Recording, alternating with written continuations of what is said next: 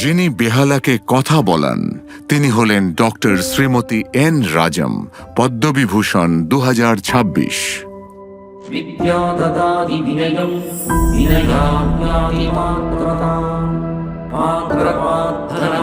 জ্ঞান থেকে বিনয় আসে, বিনয় থেকে যোগ্যতা, যোগ্যতা থেকে ধন, ধন থেকে ধর্ম, আর ধর্ম থেকে পাওয়া যায় প্রকৃত শান্তি। এটি শুধু একটি শ্লোক নয়, এটি এক নারীর সম্পূর্ণ জীবনের কাহিনী। জ্ঞানের পথ।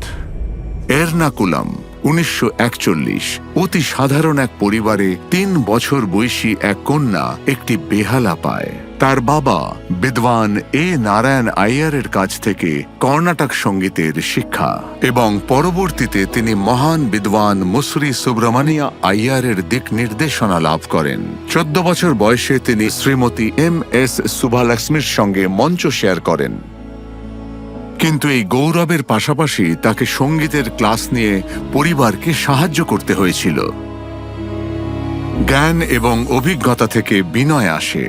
তিনি বারাণসীতে পৌঁছলেন, এক দক্ষিণ ভারতীয় মেয়ে উত্তর ভারতের পুরুষ প্রধান জগতে।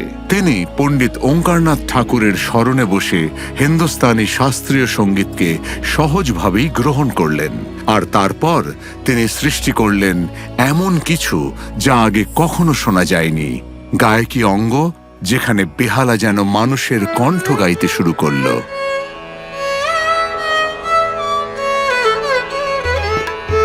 তিনি ভারতীয় শাস্ত্রীয় সঙ্গীতকে চিরতরে বদলে দিলেন। বিনয় থেকে যোগ্যতা, আর যোগ্যতা থেকে ধন। তিনি সংস্কৃতে MA এবং সঙ্গীতে PhD ডিগ্রি অর্জন করেন এবং বারাণসী হিন্দু বিশ্ববিদ্যালয়ে প্রফেসর ও পারফর্মিং আর্টস শিক্ষক মণ্ডলীর অধিষ্ঠাতা হন। আর এই সময়ে তিনি বিশ্বজুড়ে স্বীকৃতি লাভ করেন। বিশ্বের নানা প্রান্তের পেশাদার বেহালা বাদকরা তাঁর কাছ থেকে দিক নির্দেশনা নিতে আসতেন।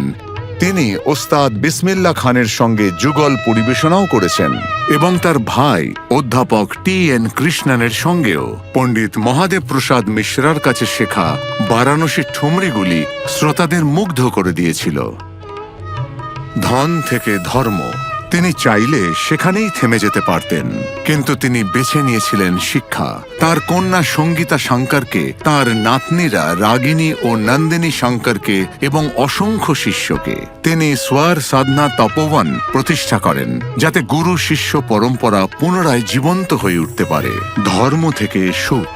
87 বছর বয়সেও নম্র, নিবেদিত প্রাণ, আর সব সময় রাজম।